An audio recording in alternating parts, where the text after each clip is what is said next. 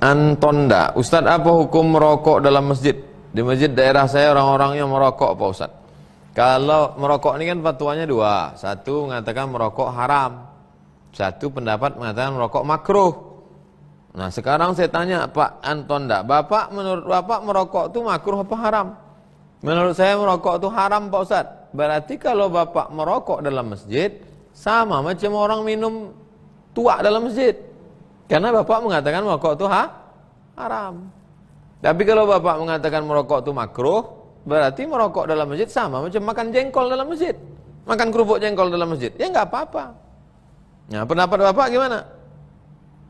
Nah itu yang saya bingung, Pak Ustadz. Saya ulang sekali lagi. Merokok itu hukumnya dua. Satu mengatakan haram, satu mengatakan makruh. Kalau Bapak mengatakan merokok itu haram, berarti kalau merokok dalam masjid sama macam orang minum khamar dalam masjid. Tapi kalau Bapak mengatakan merokok itu makruh, berarti sama macam orang makan jengkol, makan petai dalam masjid. Bapak, saya kalau membeli sendiri haram, Pak Ustadz. Kalau dibelikan orang makruh. Nah, ini.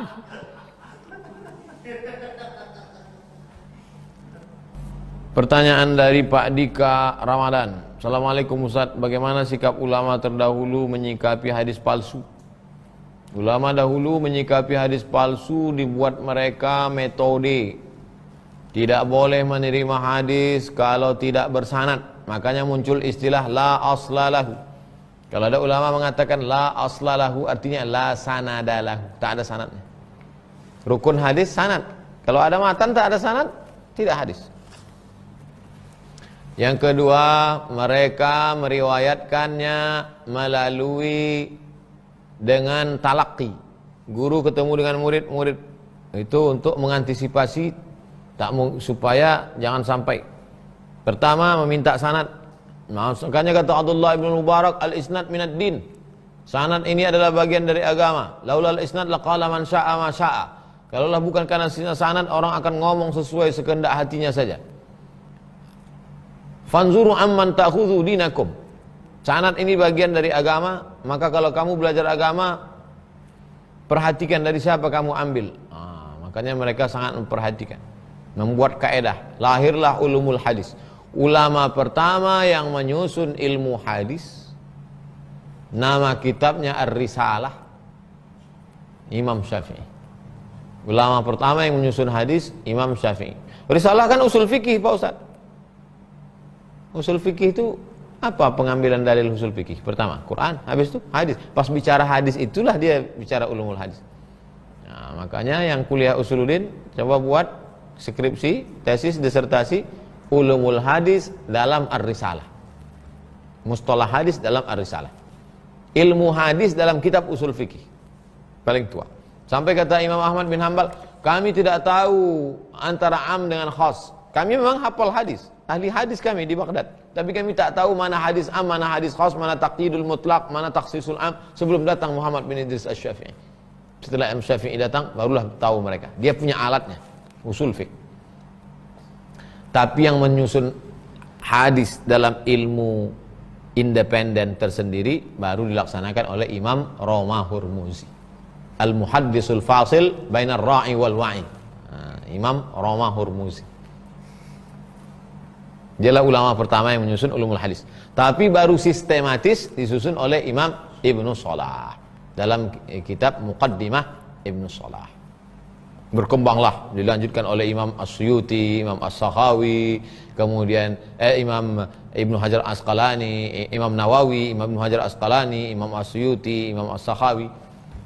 Tadribur Rawi, Syarah Taqrib An-Nawawi. Datanglah yang modern-modern sekarang yang ada terjemahan di toko buku Mahmud At-Tahan, Ulumul Hadis.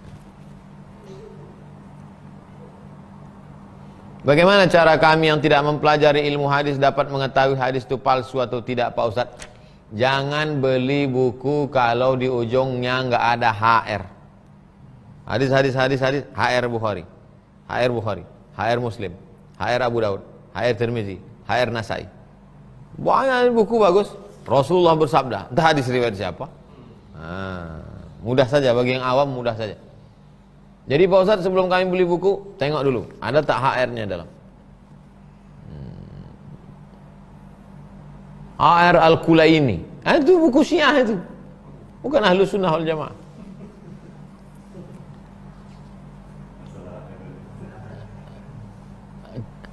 Khairun nisa. Ustadz, bisakah niat setelah amal dikerjakan? Contohnya ketika, bisa nggak niat itu setelah amal dikerjakan? Puasa sunat, bisa. Puasa sunatnya dilaksanakan sebelum, puasa sunat dilaksanakan sebelum azan subuh. Kalau udah azan, tak bisa. Menahan makan minum itu sebelum azan. Haram hukumnya muazin menyebut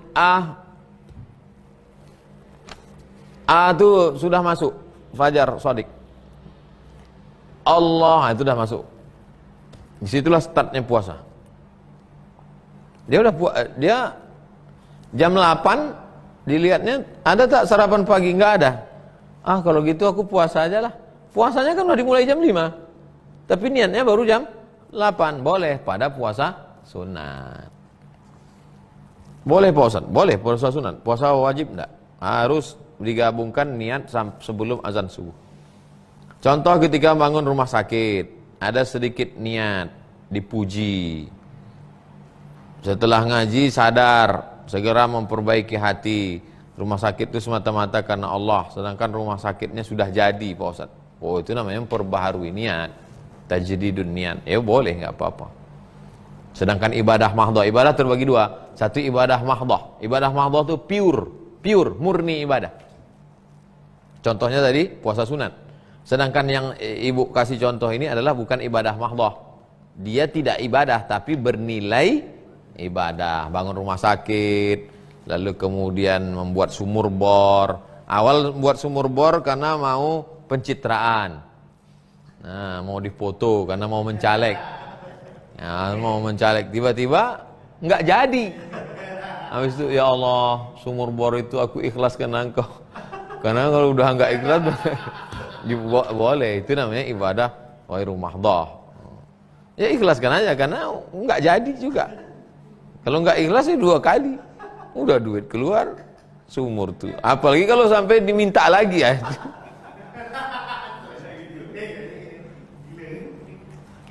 Jamaah Sulawesi, Ustadz, kiat-kiat dan amalan serta doa apa sebaiknya rutin saya amalkan dalam mewujudkan kebaikan masa depan keluarga? Falya'budu rabba hadzal bait. Banyak-banyaklah engkau beribadah kepada Allah. Kalau kau banyak beribadah kepada Allah, Allah cuma minta kau satu aja beribadah, Allah akan kasih kau 2. Fa at'amahum min ju' wa amanahum min khauf. Kalau kau lapar Allah kasih makan, kalau kau takut Allah hilangkan takutmu. Coba tengok. Kau buat 1, Allah kasih 2. At'amahum min ju', diberinya kau makan, wa amanahum min khauf, dihilangkannya rasa takutmu. Syaratnya apa? Ibadah. Banyak-banyak ibadah. Ibadah itu apa aja Pak Ustaz? Salat, zakat, puasa, zikir. Yang wajib-wajib dulu, habis itu baru yang sunat-sunat.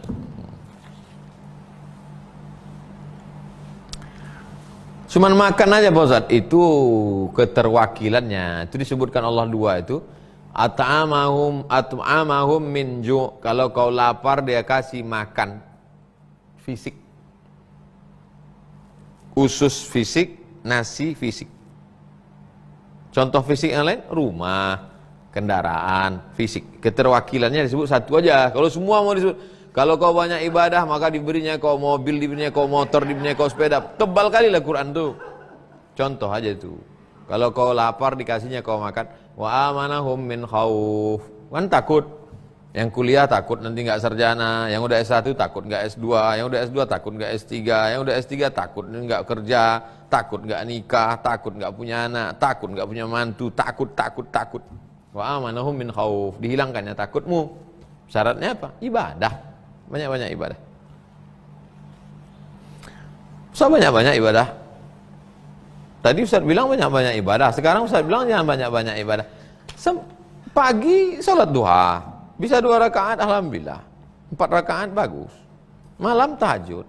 Mau tidur wudu tayammum. Mau tidur wudu witir. Ustaz ribet-ribet. Duduk habis sholat tuh zikir, selawat 100. Ada tamu 10. Masuk miss call sekali.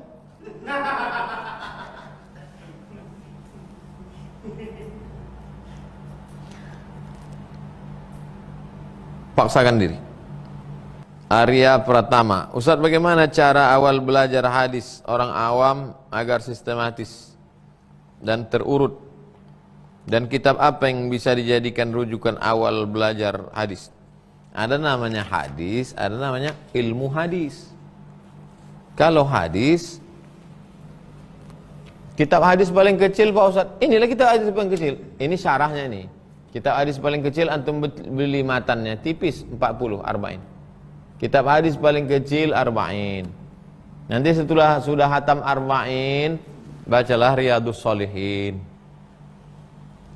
Kalau antum tertariknya ke hukum, Riyadhus Shalihin. Kalau tertariknya ke hukum, bacalah Bulughul Maram. Kalau baca syarahnya Subulus Salam. Kalau tertariknya ke zikir-zikir, bacalah Al-Azkar.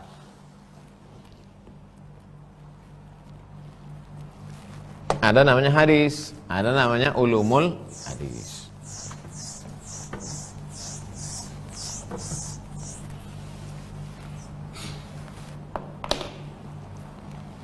Ada hadis,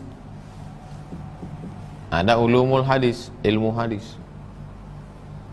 Sama macam ada tafsir, ada ulumul Quran. Kalau hadis, antum baca lu arba'in, 40 Nawawi. Nah, setelah hatam, antum baca Riyadhus Shalihin. Riyadhus Shalihin. Kalau tertarik hukum, hukum Bulughul Maram. Kalau tertarik zikir-zikir, Al-Azkar. Itu kita hadis semua. Dah. Lalu kemudian barulah yang agak besar sedikit Jawahirul Bukhari, Mukhtasar, ringkasan Bukhari. Atau yang Bukhari Muslim, Al-Lu'lu' wal Marjan. Fimat tafaqqa alaihi syaikhan. Nah, habis itu barulah antum baca buku yang besar, Kutubus Sittah. Sahih Bukhari, Sahih Muslim, Sunan Abi Daud, Sunan Tirmizi, Sunan Nasa'i, Sunan Ibnu Majah. Terjemahnya udah ada sekarang. Kalau ulumul hadis, yang bahasa Indonesia dulu. Jangan langsung yang turas, yang klasik, berat, susah memahaminya. Nah, yang sekarang nih ada terjemah bahasa Indonesia, Syekh Mahmud Tohan. Ulumul hadis, Mahmud Tohan. Atau mabahis fi ulumul hadis, mabahis fi ulumul hadis, Mana al-Qattan, mabahis fi ulumul hadis. Dah habis itu baru yang bahasa Arab. Sudah ada terjemah Indonesia. Ustadz-ustadz di masjid kasih usul, Pak Ustadz, kita gimana kalau ngaji arba'in? Satu pertemuan satu hadis Pak Ustadz. Satu pertemuan satu hadis, seminggu 4 kali. 10 bulan 40 khatam. Khatam arba'in. Nanti habis Idul Fitri pindah kitab Riyadhus Shalihin atau Bulughul Maram atau Al-Azkar. Atau ringkasan-ringkasan. Jawahirul Bukhari, Mukhtasar. Nah, ini tentang hadis. Biasanya jamaah itu yang dikaji hadis, bukan ulumul hadis. Ulumul hadis ini kajian orang di kampus. Ulumul hadis 1, ulumul hadis 2, ulumul hadis 3, 16 tatap muka. Itulah pertemuan kita malam ini. Mudah-mudahan ada manfaatnya. Kita tutup dengan baca doa kafaratul majlis. Subhanakallahumma wa bihamdika asyhadu an la ilaha illa anta astaghfiruka wa atubu ilaih.